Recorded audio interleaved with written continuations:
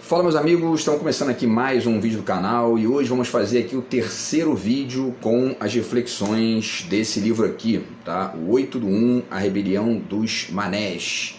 Livro aqui de autoria do Pedro Fiore Arantes, Fernando Frias e Maria Luísa Menezes. Estamos refletindo aqui, na verdade, o prefácio e o primeiro capítulo, tá? Que são os textos que eu já li desse livro.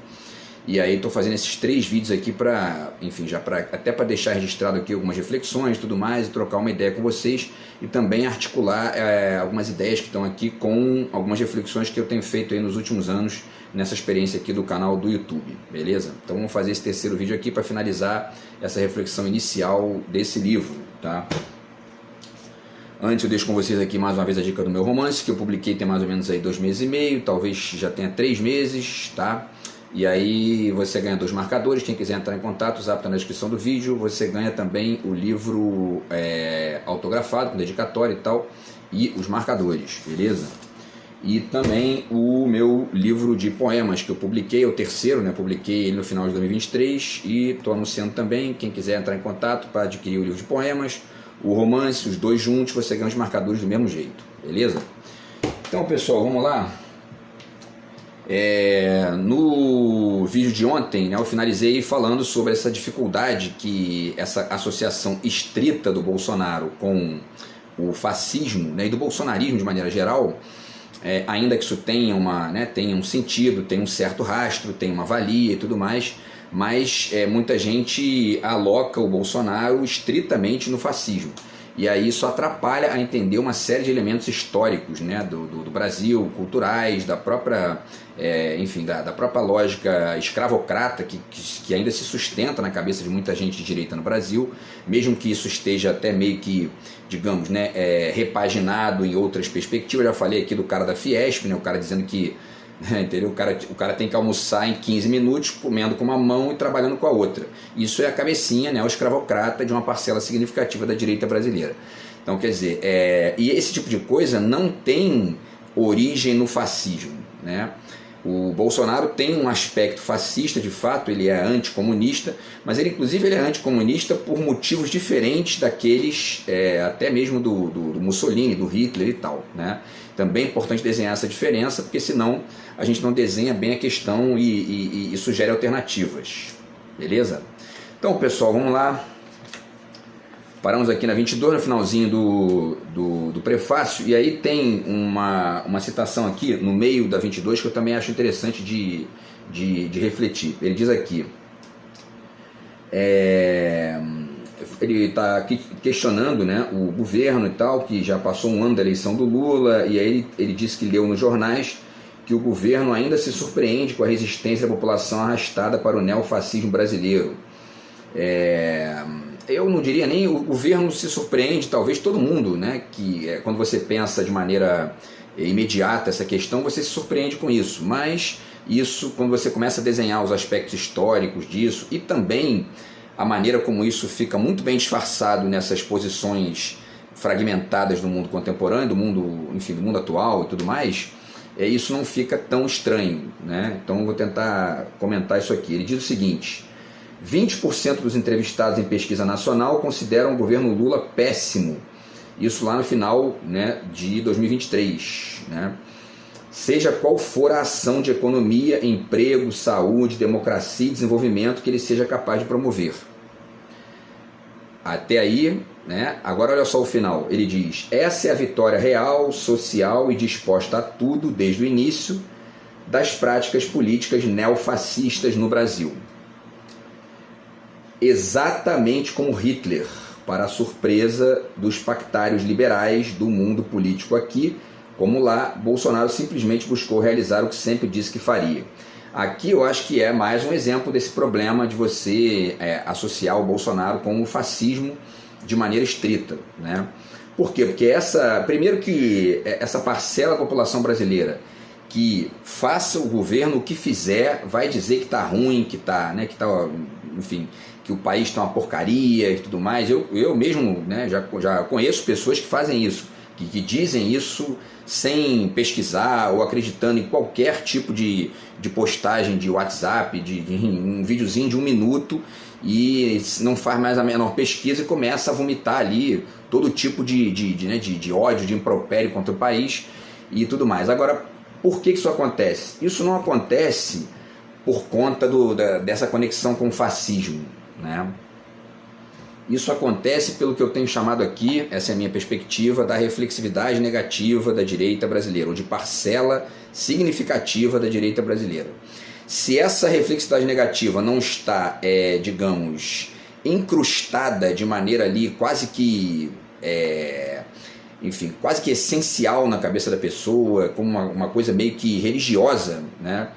Ela fica oscilando, essa reflexividade negativa oscila, enfim, né, digamos, na dinâmica dos acontecimentos ou em conexão com alguma coisa que aconteça e que acaba dando start nisso e que estava ali de repente, enfim, posto para debaixo do tapete, etc. e tal. Foi o que aconteceu nas manifestações de 2013, assim que elas foram reapropriadas pela narrativa da direita. Então tudo isso, isso aí é uma coisa que é meio que uma lógica que existe na cabeça de quase todos nós no Brasil, de uma desidentificação radical com o próprio país, seja pelo motivo que for. Já falei aqui de texto do Ailton Krenak, que ele diz isso, né, abertamente, e ele tem certamente muito mais justificativa para sentir isso do que o Bolsonaro, né? E essa sensação nele é evidentemente diferente, mas o Bolsonaro sente isso também, só que ele sente num outro nível, né? E o nível que o Bolsonaro sente isso é um nível que é muito mais autofágico no nível do próprio país, da própria percepção que ele tem da história brasileira, etc. e tal, do que uma conexão com o fascismo, que talvez o Bolsonaro nem saiba muito bem o que é isso, né? Enfim. E aí, pessoal, além disso, tem esse final aqui, para mim, também denota esse problema, né? Porque ele diz que essa vitória é a vitória das práticas políticas neofascistas no Brasil, exatamente como Hitler, para a surpresa dos pactários liberais do mundo político. Eu acho que tem dois problemas aqui. A não ser que ele esteja dizendo, que ele esteja chamando de pactários liberais a esquerda moderada. Aí tudo bem. Agora, se for os liberais de direita, não tem surpresa nenhuma, né? Nenhuma. A direita, digamos, né, capitalista, apoiou o golpe de 64, apoiou o nazismo, apoiou o fascismo, ganhou dinheiro com isso. A única diferença que existe hoje é que quem ganha dinheiro aqui no Brasil, né, com a ascensão do bolsonarismo, quem ganhou muito dinheiro foi uma direita que não tem projeto nacional, como tinha a direita da Alemanha, como tinha a direita da Itália lá no fascismo e no nazismo. Obviamente que é um projeto questionável pra caramba, mas questionável não a partir do mesmo parâmetro que a gente tem que questionar esse comportamento brasileiro aqui, né? O autoritarismo brasileiro, né? E tudo isso atrapalha também a enxergar a coisa. Então, quer dizer, e eu não acho que o Bolsonaro tenha nada a ver com Hitler, né? Muito pelo contrário, né? O Bolsonaro é um joguete na mão dos neoliberais. O Paulo Guedes é que governou o país. O Bolsonaro ficou fazendo livezinha, batendo enfim, né, sei lá, batendo defendendo religião, defendendo família, entendeu? E passou o governo inteiro fazendo isso e tirando dele de campo quando tinha que responder por algum problema na economia, ou enfim, né, no projeto de país de maneira mais ampla. Ah, Petrobras, a gasolina chegou a R$10, sinto muito, não posso fazer nada, quem decide isso é o mercado. Uma das primeiras coisas que o Lula fez quando entrou foi acabar com isso, né? Então, quer dizer, Bolsonaro é uma farsa, é um joguete muito mais do que um líder, né? Enfim, esse para mim é um ponto muito evidente. Bom, aí ele continua aqui, ele embaixo, né, ele diz o seguinte, ele usa uma expressão aqui interessante que ele fala, né, que ele fala da questão conspiracionista e tal, e diz que foi uma aceleração da demenciação da crítica, anticomunista por farsa e o roubo das energias políticas do passado, tá? Então, essa nova direita de gozo do poder direto, corpo a corpo, genericamente sádico, descompromisso com a cultura e com a inteligência, de vida política mimética e conspiracionista, de aceleração da demenciação da crítica. E isso que ele chama de demenciação da crítica, eu acho que inclusive é interessante, porque essa ideia de reflexividade negativa, que eu desenvolvi em conexão com essa ideia quer dizer, articulando essa ideia do Anthony Giddens com a lógica do neomazombismo, etc. e tal, mostra que, ou melhor, obriga que a gente tenha que, inclusive, repensar a maneira como se usa aí a palavra crítica no mundo de hoje, né? Porque hoje em dia tudo cabe na palavra crítica, né? Eu estou criticando o governo, né? E coitado do Kant, né? Se escutasse isso, putz grilo, né? Olha só, ó, né? Então assim, é interessante a gente repensar, até tentar ponderar isso aí, porque essa gente não faz nem crítica, né? Eles estão batendo no próprio país sem perceber que estão fazendo isso, né? E aí ele diz aqui a expressão que eu acho fundamental, ele diz que são anticomunistas por farsa. E realmente eles são anticomunistas por farsa, né? Agora, aonde está essa farsa? Essa farsa, que é o anticomunismo do Bolsonaro, né, que é um anticomunismo idiota, sem reflexão nenhuma, sem conhecimento histórico e tudo mais, se a gente entende isso, a gente olha para isso, estuda isso, conectado com outros elementos, né, dessa experiência bolsonarista bizarra aí, a gente vai entender que, na verdade, esse anticomunismo do Bolsonaro explica, talvez aí de maneira muito melhor do que todas as outras características dele, a farsa que ele representa no nível de toda a retórica dele. Por quê? Porque isso explica por que ele escolheu o Paulo Guedes como ministro da Economia, mesmo tendo um projeto que, digamos, na superfície, né, da fala dele, é patriótico. Por que o Bolsonaro escolheu o Paulo Guedes, sendo, segundo o próprio Bolsonaro, ou segundo aquilo que o Bolsonaro acredita que é, né, um patriota? Porque o Bolsonaro viu no antipetismo, no anti-esquerdismo, no anticomunismo, uma forma de subir, uma forma de se elevar aí publicamente. E aí ele começou, provavelmente, né, de maneira muito tosca ali, porque ele é uma figura tosca, de maneira muito tosca ele começou a tatear essa questão e viu, olha, tem gente aqui que também é contra a esquerda, então eu vou defender isso aqui, porque isso aqui me cria aqui né, enfim, digamos, um volume de adesão e etc e tal. Então esse é um traço muito interessante do Bolsonaro, que é o quê? O Bolsonaro se vinculou com Paulo Guedes, com os neoliberais, com a direita tradicional, etc e tal, no início do governo, né?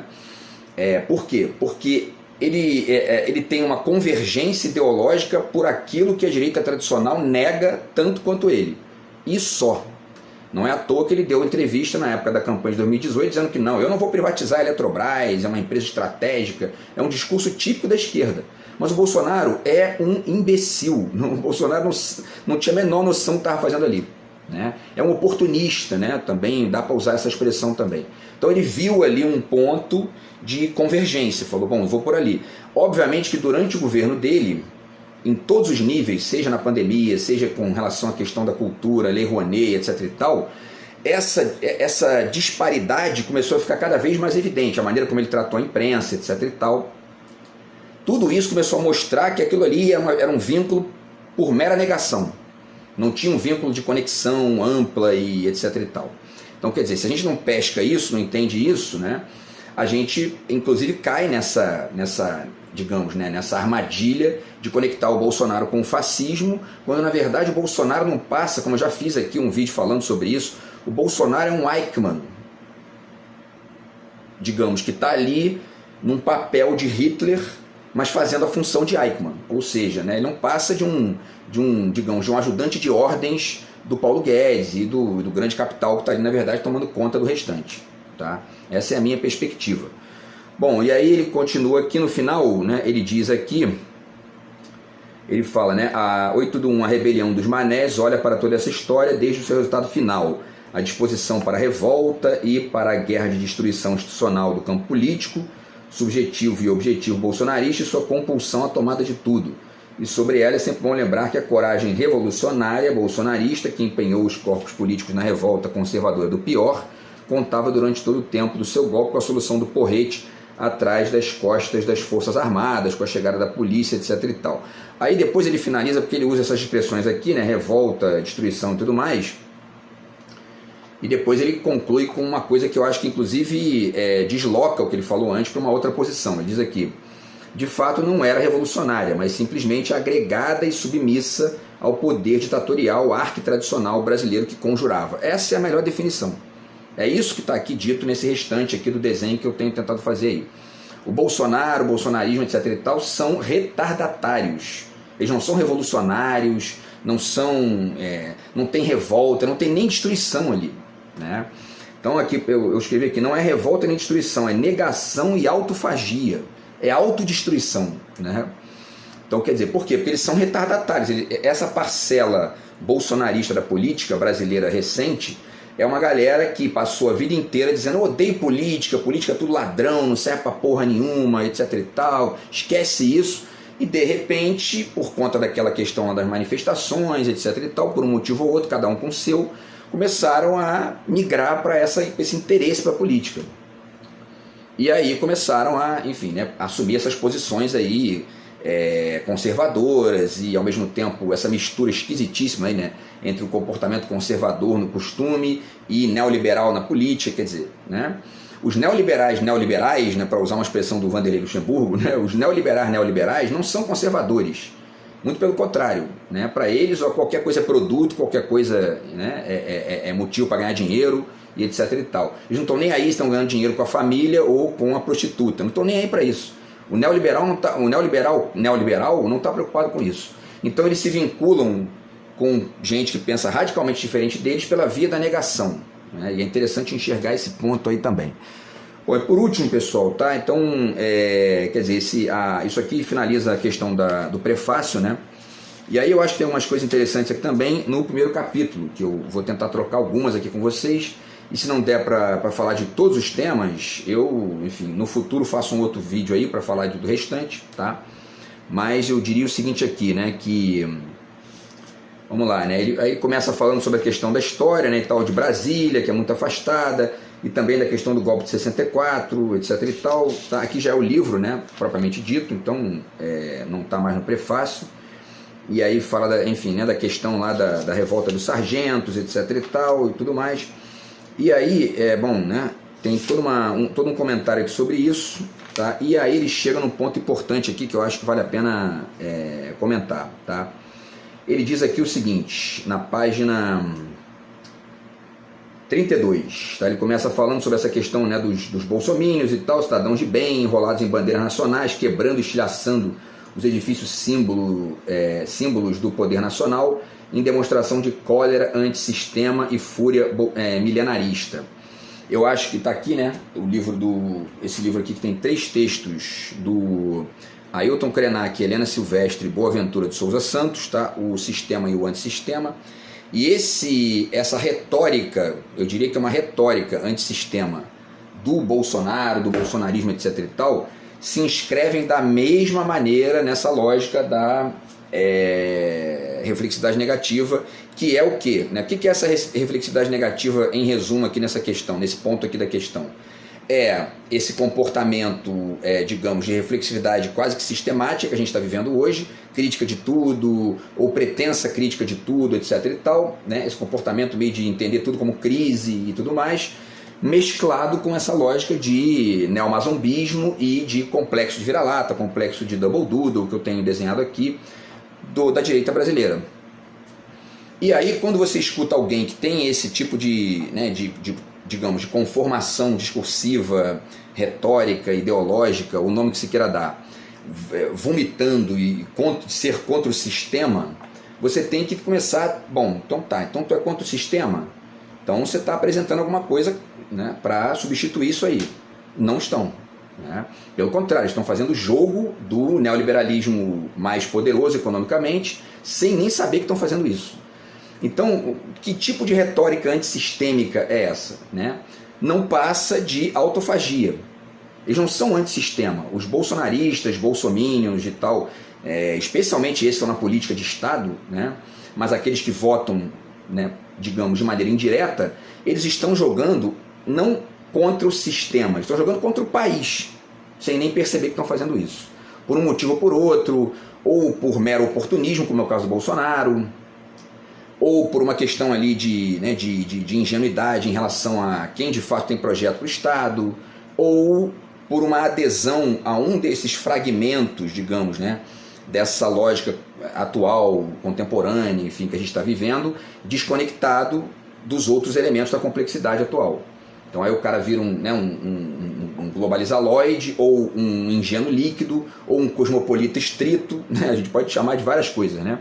E aí, sempre lembrando, eu não estou aqui criticando esse comportamento de maneira absoluta, mas eu estou criticando esses comportamentos tomados em separado do restante. Então eu já vi inclusive aqui discursos de pessoas ligadas à arte, que são pessoas que eu admiro e tal, mas com uma ponderação que é uma ponderação de cosmopolitismo estrito. E aí o cara começa a esquecer que existe gente passando fome na rua, entendeu? Quer dizer, então é complicado, né? É uma questão complicada. Bom, e aí ele finaliza aqui dizendo: aqui interessa discutir, articulando estética e política, os acontecimentos de 8 de janeiro em seus vários ângulos e espelhamentos oblíquos, o que o ataque às sedes dos 3 poderes da República revela sobre o Brasil contemporâneo. O que esse ataque revela, né? Para mim, isso aqui é uma revelação assim fantástica do que é, enfim, a história do Brasil, né? E por isso que eu tenho dito aqui que o Bolsonaro é uma obra aberta, escancarada do que é o comportamento autoritário da direita tradicional, né, salvo as exceções de praxe e tudo mais, mas o Bolsonaro é uma obra aberta, escancarada, e enfim, ele é uma jornada do herói traidor desse tipo de cenário, né? Então, enfim, e aí eu acho que essa é uma resposta, né, que eu estou tentando desenhar aqui, e isso é uma coisa que muitas vezes não termina, você está o tempo todo refletindo elementos novos que surgem e tal, mas dá para construir uma panorâmica razoável a partir desses elementos aqui que eu tenho gravado aqui, né? Então aí ele continua dizendo: como expõe a capacidade de pensamento e ação da esquerda e da direita no sentido de atuar para mudar a história em seu favor. O 8 de janeiro é um caleidoscópio de forças e vertigens, imagens e atos apresentando de forma fugaz e impactante dilemas e fraturas do Brasil atual e do Brasil histórico, né? E aí eu acho que uma parcela da questão eu também respondi nos 2 últimos vídeos, quer dizer, não dá para esperar que a esquerda que está no Estado, especialmente o governo federal, faça esse trabalho, aspas, sujo, né, de apontar essas contradições violentas aí do comportamento, muitas vezes até do eleitor, né? Não dá para esperar isso, porque ali é um jogo diferente, tem marketing envolvido e e a coisa é complicada. Quem tem que fazer isso é a esquerda crítica, né? E o debate público de maneira geral, né? Porque você muitas vezes pode apresentar uma visão ligada a isso, até para pessoas que não são de esquerda e que estejam ali dialogando, que estejam apresentando alguns elementos, e você apresenta esse e tal, e isso é discutido, nada impede que se faça isso, né? E tem uma parcela significativa dessa galera que migrou para o Bolsonaro naquele momento ali do golpe contra Dilma, que está sempre oscilando, porque está, enfim, né, muitas vezes cresce economicamente por conta do avanço da esquerda no governo federal, mas essa reflexidade negativa se mantém ali, né? Porque inclusive essas temáticas aqui não existem, né, digamos, de maneira mais ampla, né, apenas em separado, até mesmo no debate escolar, no debate acadêmico, né? Você não tem material sobre isso. Então, talvez seja importante até pensar nisso para o futuro. Então, pessoal, e aí ele finaliza aqui na página 32, dividindo a direita e esquerda, né? Ele faz uma divisão que é bem parecida com o que eu já fiz aqui, que é uma esquerda moderada, uma esquerda mais radical, e uma direita neoliberal e uma direita conservadora e etc e tal, tá? Agora, essa distinção, e aí, digamos, com essas subposições, né, que é a do neoidentitarismo, a do cosmopolitismo estrito, de individualismo, etc e tal. E muitas vezes essas coisas estão mescladas na mesma pessoa. É interessante discutir isso no nível da ideia, né? E a questão que eu acho interessante de ponderar, deixa eu ver o tempo aqui, é justamente tentar entender, dentre outras coisas, esse vínculo do Bolsonaro com a direita neoliberal pela via do que eles negam, e também aquilo que eu chamei aqui uma vez de extremismo branco da direita tradicional, né, que para mim fica muito evidente lá no discurso do Eduardo Leite, quer dizer, né, olha, a gente a gente não gastou dinheiro público aqui para poder, né, enfim, impedir que acontecesse isso aqui, essa enchente, a destruição do Estado, porque nós temos outras pautas, sinto muito, desculpa aí, foi mal, tá, um abraço, e deixa eu ajeitar a gravata aqui, entendeu? O Bolsonaro não, ele xinga todo mundo. Então essa é uma diferença, é um extremismo branco, né, e um extremismo, digamos, né, um extremismo que baba, né? O que mais, pessoal? E aí, ele diz que é interessante pensar por um momento que o 8 de janeiro foi um ato insurrecional, na página 33, e olhemos por esse ângulo tão caro à esquerda. Eu acho que esse ângulo atrapalha, já falei aqui, né, mais do que ajuda. Eu acho que é interessante entender que aquela gente que foi lá destruir o Congresso Nacional é a parte, digamos, é a parte mais ingênua dessa história toda. Né? Mesmo que tenham feito aquilo lá, e né, obviamente tem que pagar por isso e tudo mais, mas do ponto de vista intelectual, são os mais ingênuos da história toda. Porque o Bolsonaro tem uma visão absolutamente idiota do país, e etc., da economia, da cultura, etc. e tal, mas é malandro, não é trouxa de ir lá destruir o Congresso, né, e ficar de frente com aquilo ali. Então o que ele fez? Ele saiu voado, foi para os Estados Unidos se esconder lá. Né? Então, enfim, essa é a diferença.